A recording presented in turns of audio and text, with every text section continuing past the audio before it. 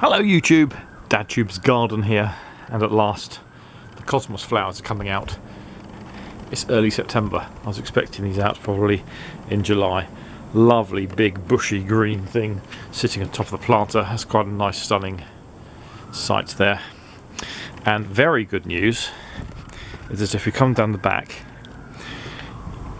the clematis that died, I thought, has rejuvenated.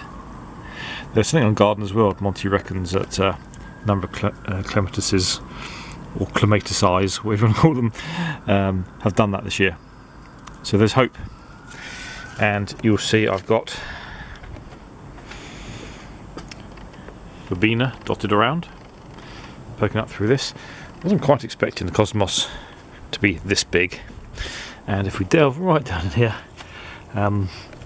here for example, we've got oxeye daisies, and we've got the Japanese bloodgrass that hasn't had a chance to look stunning because it's been overshadowed by the cosmos.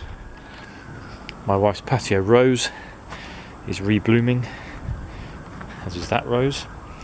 So far, 3 courgette plants have yielded 2 fruit, but suddenly at last we've got, ooh, I missed that one, big one there, good sized one there, nothing there.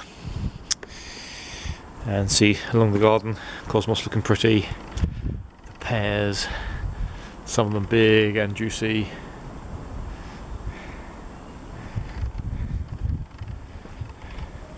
That rose is out again.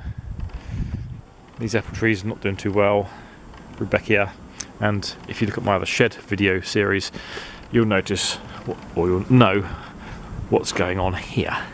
It's the new shed. So I think halfway through the summer, after we did the whole load of work with the blocked sewer pipe and the rain, this is after I was delayed because of my bad back at the earlier part of the year.